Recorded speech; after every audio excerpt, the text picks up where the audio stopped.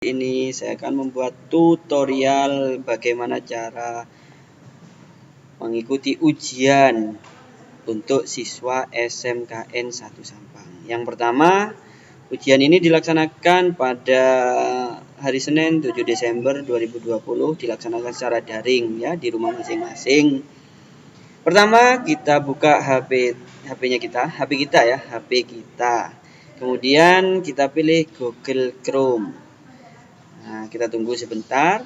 Setelah kita buka Google Chrome, kita masukkan alamatnya yaitu www atau www, atau enggak usah itu juga enggak apa-apa, langsung saja smkn1 sampang.com, huruf kecil semua tanpa spasi ya. Nah, tampilannya seperti ini untuk ujiannya, tampilan layar utama di ujian itu seperti ini. Nah, selanjutnya kita masukkan username yang sudah diberikan oleh wali kelas atau guru pengajarnya. Nah, di sini saya mengambil contoh K besar, kemudian kita masukkan angkanya, yaitu ini saya sebagai contoh saja ya, karena username dan password tiap siswa itu berbeda. 0111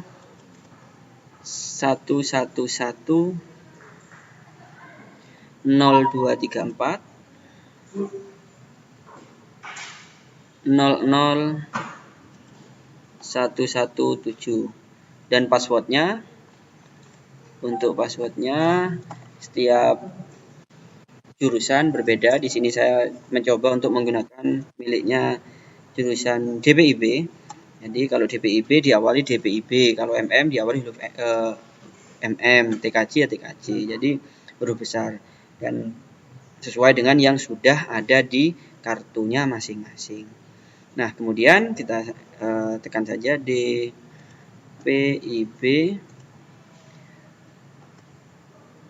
119658. Nah, di bawahnya input password itu adalah pemilihan mata pelajaran. Jadi, apabila kalian kelas 10, pilihlah kelas 10. Jadi bisa dengan cara menekan pilihan mapel. Nah, di situ contoh kalau bahasa Madura ya bahasa Madura 10. Kalau bagi yang kelas 10. Bagi yang kelas 12, pilih bahasa Madura 12 atau bahasa Madura kelas 11. Nah, seperti itu. Dan juga kalau yang lain, mapel lain ya PKN, PAI sesuai dengan yang ada ya. Oke, di sini karena saya menggunakan username dan password miliknya kelas 12, saya pilih yang simulasi 12 JB. Nah, kemudian langsung saja kita login. Nah, di situ tertera login berhasil. Nah, kalau login berhasil seperti ini. Nah, ada di atas ada tulisan SMK Negeri 1 Sampang CBT Application, di bawahnya ada gambar, dan di bawahnya gambar itu ada nama kalian masing-masing. Jadi dicek namanya sudah benar atau belum. Nah, terus di bawahnya ada konfirmasi tes. Itu nama tesnya apa dan yang lain-lain. Ada tanggal tes, waktu tes, bahkan alokasi waktunya. Jadi waktu untuk mengerjakannya itu berapa sudah bisa dilihat. Setelah itu kita pilih mulai. Nah, ini dia tampilan kalau sudah dimulai. Di situ ada soal nomor sekian. Terus ada daftar soal. Daftar soal berfungsi untuk kita langsung memilih soal yang ada di soal tersebut. Contoh, soal terdiri dari 8. Jadi kita bisa langsung menuju ke soal nomor 7 atau soal nomor 3 atau soal nomor berapa saja, ya. Nah, setelah itu di bawahnya ada sisa waktu pengerjaannya.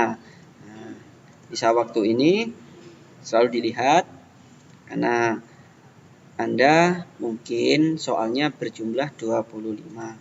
Nah, di sini ada beberapa jenis soal. Yang pertama, jenis soal pilihan ganda. Nah, kita langsung memilih saja A, B, C, atau D, atau E. Nah, setelah kita pilih, saya contohkan saja, saya pilih A. Kemudian kita pilih soal selanjutnya. Maka kita akan diarahkan ke soal nomor 2. Ya. Tuh, di situ ada nomor soal 2. Nah, setelah itu kita pilih lagi. Setelah dipilih, soal selanjutnya. Tuh. Setelah itu dipilih lagi pada nomor 3. Saya contohkan, kemudian pilih lagi soal selanjutnya. Seperti itu. Pada soal nomor 4 ini soal agak berbeda.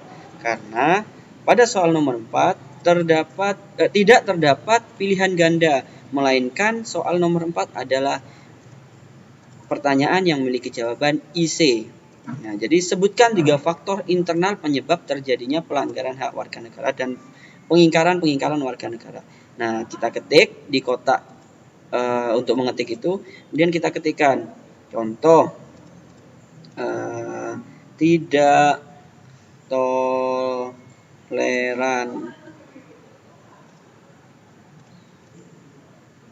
Nah, kemudian 3 apa saja? Koma boleh. Tidak toleran, tidak berkepribadian. Nah, terserah, sesuaikan dengan jawaban yang sekiranya benar. Setelah itu kita lanjut ke soal selanjutnya. Nah, soal selanjutnya sekolah SMK tertua. Nah, contoh di SMKN 1 di Sampang sajalah. Kita ketikkan SMKN 1 Sampang. Setelah itu kita lanjutkan ke soal selanjutnya. Nah, di sini soal selanjutnya nomor 6 itu soal pilihan benar dan salah. Nah, di situ ada bacaan yang sangat panjang sekali. Silahkan dibaca sampai selesai. Wacana adalah deretan kalimat yang saling berkaitan bla bla bla bla bla bla bla bla, seperti itulah ya. Nah, sampai selesai. Di bawahnya ada soal yang berjenis pemilihan benar atau salah. Contoh di sini sebelah kiri merupakan pernyataan. Nah, apabila pernyataan tersebut sesuai dengan permintaan di soal, carilah pernyataan yang benar, atau pernyataan tersebut benar ya pilih yang benar.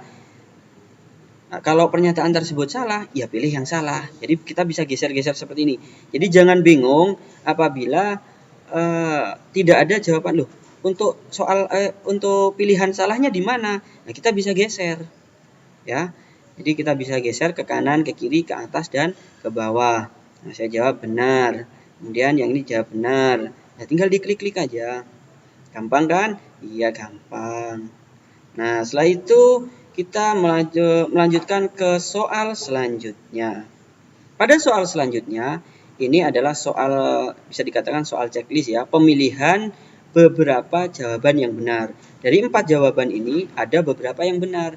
Nah, kalian bisa memilih 2 atau 3 atau bahkan 4 yang benar, atau semua bisa benar. Nah, jadi silahkan dipilih. Caranya, apabila dikaitkan dengan ini saya bacakan soalnya ya. Apabila dikaitkan dengan UUD Negara Republik Indonesia tahun 1945, kasus tersebut merupakan ketidaksesuaian pada pasal-pasal ... Berikan checklist untuk pasal-pasal yang tidak sesuai. Nah, kita pilih pasal yang tidak sesuai itu yang mana? Nah, kalau kita yakin ada 2 pasal yang tidak sesuai, kita bisa pilih 2. Contoh, saya pilih yang 31 ayat 1 dan 31 ayat 2. Nah, kalau sudah seperti ini, silahkan dilanjutkan. Nah, ini caranya ya. Nah, setelah itu pilih selanjutnya. Kalau memang tidak mau, kalau memang merasa masih mengganjal, ya silahkan diubah atau tambah yang 30. Nah, ini saya contohkan bisa dicek semua. Begitu. Nah, karena soal ini model soal checklist. Jadi jawaban ada beberapa, bisa ada 2 atau 3, bahkan cuma 1 pun bisa. Nah, oke, kita lanjutkan ke soal selanjutnya. Pada soal selanjutnya ini adalah soal berjenis menjodohkan. Contoh di sini, selain kasus angka putus sekolah, bentuk-bentuk kasus pelanggaran terhadap hak warga negara juga cukup tinggi.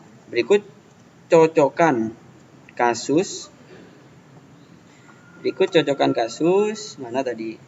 Pelanggaran dengan pelanggaran terhadap UUD Negeri Republik Indonesia tahun 1945. Masih terjadinya tindakan kekerasan mengatasnamakan agama. Nah, ini pasal berapa? Kita tinggal pilih. Nah, dijodohkan di sini pasal sekian, ayat sekian, atau pasal sekian, ayat sekian. Tinggal kita pilih saja. Nah, kalau kita merasa yang benar adalah pasal 34, ya kita pilih pasal 34.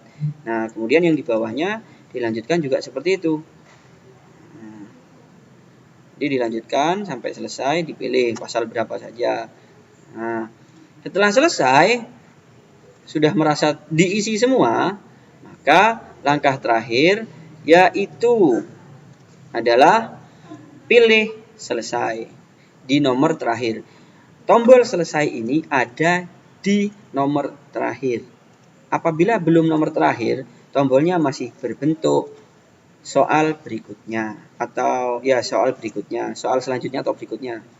Ya, kalau sudah di nomor terakhir selesai seperti itu. Jadi alangkah lebih baik sebelum menyelesaikan kita cek terlebih dahulu apakah sudah yakin dengan jawabannya. Kalau memang sudah yakin, kita langsung pilih saja selesai. Setelah selesai, kita tekan konfirmasi, centang, kemudian tekan tombol selesai. Anda tidak akan bisa kembali ke soal jika sudah menekan tombol selesai. Apabila kita sudah yakin, kita centang. Kalau tidak yakin, kita bisa pilih tidak untuk kembali lagi ke soal yang akan dijawab. Oke, kita centang, selesai. Nah, setelah itu sistem akan langsung mengirim jawaban kalian ke server. Nah, di sini ada lihat soal dan logout. Lihat nilai, lihat nilai dan logout. Nah, kalau ingin lihat nilai, klik saja lihat nilai. Nah, skornya ternyata 50. Nah, kemudian logout. Nah, setelah logout, apabila di jadwal kalian 1 hari terdapat 2 mata pelajaran, lanjut ke mata pelajaran yang selanjutnya dengan cara masukkan username-nya lagi, masukkan password-nya, dan pilih mapel yang berikutnya. Contoh, hari Senin, mapel pertama adalah Pendidikan Agama Islam dan PKN. Nah, karena Pendidikan Agama Islam sudah selesai, kita masuk ke PKN. Nah, di pemilihan mapel tersebut.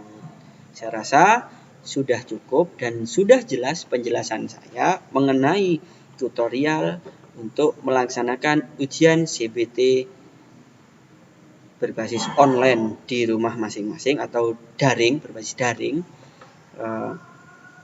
Jadi terima kasih telah melihat video yang sudah saya buat dan sukses untuk ujiannya. Saya akhiri. Assalamualaikum warahmatullahi wabarakatuh.